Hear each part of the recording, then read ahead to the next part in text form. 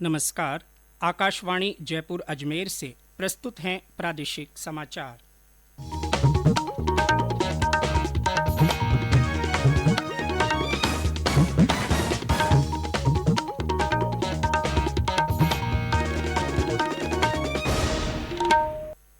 मुख्य समाचार। राष्ट्रपति रामनाथ कोविंद आज शाम राष्ट्र को संबोधित करेंगे।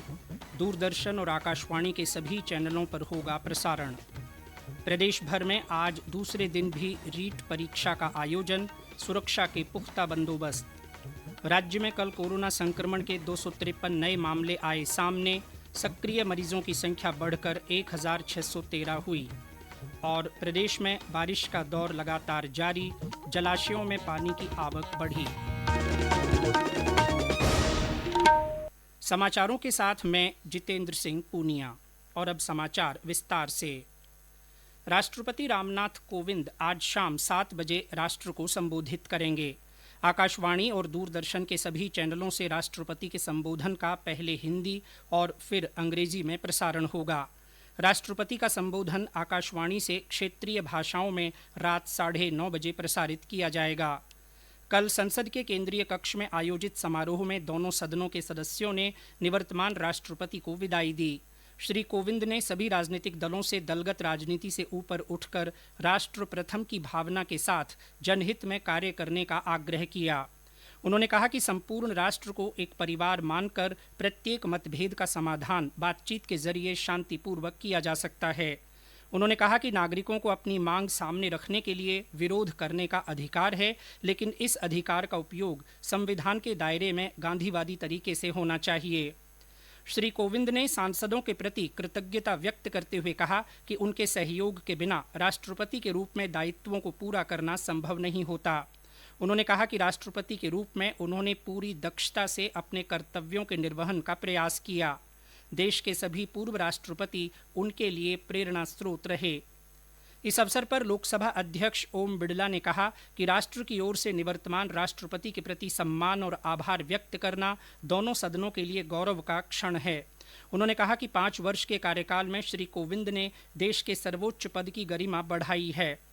संवैधानिक सिद्धांतों के अनुरूप उत्कृष्ट कार्य, राजनीतिक निष्पक्षता की प्रतिबद्धता और राष्ट्रपति भवन को देश के आम लोगों के लिए सुगम बनाने का उनका प्रयास अगली पीढ़ियों को भी प्रेरित करता रहेगा।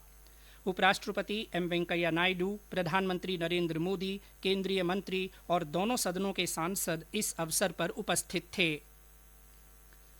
नवनिर्वाचित राष्ट्रपति द्रौपदी मुर्मू कल सुबह संसद के केंद्रीय कक्ष में भारत के राष्ट्रपति पद की शपथ ग्रहण करेंगी। भारत के प्रधान न्यायाधीश एन.वी. रमन्ना श्रीमती मुर्मू को शपथ दिलाएंगे।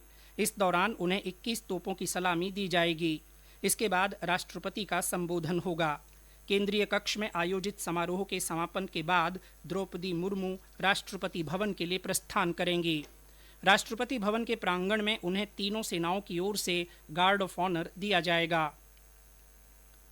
केंद्र सरकार ने भारतीय ध्वज संहिता में संशोधन करते हुए खुले में तथा व्यक्तिगत मकानों या भवनों पर दिन रात तिरंगा फहराने की अनुमति दे दी है। इससे पहले ध्वज को खुले में सूर्योदय से सूर्यास्त तक फहराने की ही अनुमति थी।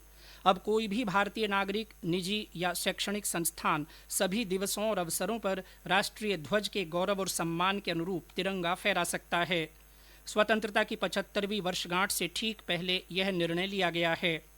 प्रधानमंत्री नरेंद्र मोदी ने लोगों से 13 से 15 अगस्त तक अपने घरों में तिरंगा फहराने का आह्वान किया है। श्री मोदी ने कहा कि राष्ट्र इस वर्ष आज़ादी का अमृत महोत्सव मना रहा है, इसलिए हर घर तिरंगा अभियान से राष्ट्रीय ध्वज के साथ हमारा जुड़ाव और गहरा होगा। प्रदेश भर में आज दूसरे दिन भी रीट परीक्षा आयोजित की जा रही है। ये परीक्षा 2 पारियों में संपन्न होगी। हालांकि बारिश के चलते परीक्षार्थियों को केंद्र तक पहुंचने में परेशानियों का सामना करना पड़ रहा है। प्रशासन ने नकल रोकने के लिए पुख्ता बंदोबस्त किए हैं। राज्य भर में कल आयोजित की गई रीट परीक्षा की पहली पारी में 79.23% और दूसरी पारी में 87.92% उपस्थिति दर्ज की गई। बाड़मेर जिले में बायतू के पास कल रीट की परीक्षा देने जा रहे अभ्यर्थियों की कार दुर्घटनाग्रस्त हो गई। ये हादसा डंपर और कार की टक्कर हो जाने से हुआ। हादसे में कार सवार एक युवक की मृत्यु हो गई जबकि एक अन्य घायल हो गया। ये समाचार आकाशवाणी जयपुर अजमेर से प्रसारित किए जा रहे हैं। इन समाचारों को आप हमारी वेबसाइट news.on.air.gov.in पर राजस्थानी में भी पढ़ सकते हैं। समाचारों के ऑडियो बुलेटिन भी वेबसाइट पर उपलब्ध हैं। वेबसाइट पर सोशल मीडिया अकाउंट के माध्यम से ताज़ा जानकारी प्राप्त कर सकते हैं।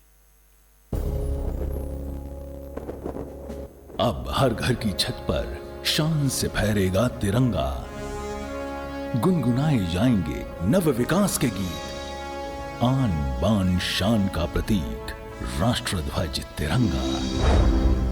आइए आजादी के अमृत महोत्सव के पावन अवसर पर इस स्वाधीनता दिवस हर घर फहराते हैं तिरंगा और लेते हैं भव्य और सशक्त भारत के निर्माण का संकल्प। आइए हर घर फहराएं तिरंगा।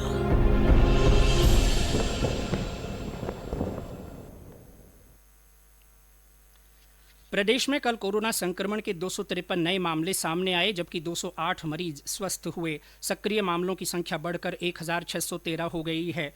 स्वास्थ्य विभाग के अनुसार कल सबसे ज्यादा 55 रोगी जोधपुर जिले में मिले।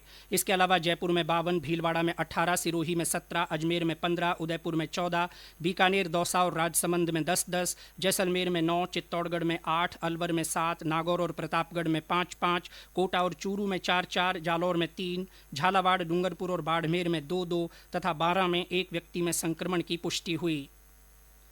जयपुर के सवाई मानसिंह मेडिकल कॉलेज में मेडिसिन विभाग में आचार्य डॉक्टर सुजाता अग्रवाल का कहना है कि कोविड हमारे बीच में है, वह पूरी तरह समाप्त नहीं हुआ। उन्होंने सभी पात्र लोगों से कोविड टीके की बूस्टर डोज लगवाने की अपील की है। मैं डॉक्टर सुजाता अग्रवाल हूँ जो कि डिपार्टमेंट ऑफ मेडिसिन में प्रोफेसर हूँ। मैं आप सबसे ये अपील करती हूँ कि आप कोरोना वैक्सीन का बूस्टर डोज जरूर लगवाएं। ये आपके परिवार के साथ साथ आपका देश के प्रति भी दायित्व है, क्योंकि अगर हमारी हर्ड इम्यूनिटी अच्छी रहेगी तो कोरोना का ट्रांसमिशन हम रोक सकेंगे, बहुत हद तक कंट्रोल कर सकेंगे और अगर बीमारी होती है तो वो माइल्डर रूप में होगी और इतनी जो भयंकर हमने बीमारी देखी है निमोनिया वाली, वो हमें कम देखने को मिलेगी। प्रदेश में मानसून की बारिश का दौर लगातार जारी है। राजधानी जयपुर और अजमेर में आज सुबह से ही बारिश हो रही है। कोटा शहर में बारिश के चलते कई इलाकों में पानी भर गया है। चेचट क्षेत्र के कुछ गांव जलमग्न हैं। भीमसागर से पानी की निकासी के चलते उजाड़ नदी में पानी की आवक शुरू हो गई है, जिससे सांगोद को हाई अलर्ट मोड पर रखा गया है। लबानिया गांव की रपट पर पानी आने से बपावर से संपर्क कट गया है। कनवास क्षेत्र में सावन भादो डैम में चादर चल रही है। जिले के इटावा उपखंड क्षेत्र के खातोली के पास से निकल रही पार्वती नदी में इस मानसून सत्र में 5वीं बार उफान आया है। स्टेट हाईवे 70 कोटा श्योपुर राजमार्ग भी अवरुद्ध हो गया। कैथूदा के पास से निकल रही चंबल नदी की झरेर पुलिया पर लगातार पानी की आवक बनी हुई है। नदी की पुलिया पर करीब 8 फीट पानी की चादर चल रही है, जिसके कारण पिछले 21 दिनों से इटावा खातोली सवाई माधोपुर मार्ग अवरुद्ध है। बाड़मेर जिले में लगभग सभी स्थानों पर तेज वर्षा हुई। जिला मुख्यालय पर करीब 1 घंटे तक जमकर बारिश हुई, जिसके कारण शहर की सड़कें पानी से लबालब हो गईं। अलवर शहर में भी बरसात का दौर जारी है। झालावाड़ जिले में कल विभिन्न क्षेत्रों में हुई अच्छी बारिश से नदियां उफान पर है। टोंक से हमारे संवाददाता ने बताया कि जिले के बीसलपुर में बांध में पानी की आवक जारी है। बांध का जलस्तर बढ़कर 309.68 आरएल मीटर हो गया है। जिले में बारिश से किसानों के चेहरे खिले हुए हैं। टोंक जिले में इस बार मानसून के प्रवेश होने के साथ ही अच्छी बारिश होने से किसानों के चेहरे खिले हुए हैं। वहीं जिले में अच्छी व तेज बारिश का दौर बीती रात से लगातार जारी है। वहीं जिले में से सभी एनीकट तालाब बांधों में पानी की अच्छी आवक होने से सिंचाई के लिए किसान खुश नजर आ रहे हैं। जिले के बीसलपुर बांध में पानी की लगातार आवक तेजी से जारी है। आकाशवाणी समाचार के लिए टोंक से अशोक शर्मा। और अंत में मुख्य समाचार एक बार फिर। राष्ट्रपति रामनाथ कोविंद आज शाम राष्ट्र को संबोधित करेंगे। दूरदर्शन और आकाशवाणी के सभी चैनलों पर प्रसारण होगा। प्रदेश भर में आज दूसरे दिन भी रीट परीक्षा का आयोजन हो रहा है। प्रशासन ने सुरक्षा के पुख्ता बंदोबस्त किए हैं। राज्य में कल कोरोना संक्रमण के 253 नए मामले सामने आए। सक्रिय मरीजों की संख्या बढ़कर 1613 हो गई है। और प्रदेश में बारिश का दौर लगातार जारी है। जलाशयों में पानी की आवक बढ़ गई है। इसी के साथ प्रादेशिक समाचार बुलेटिन समाप्त हुआ।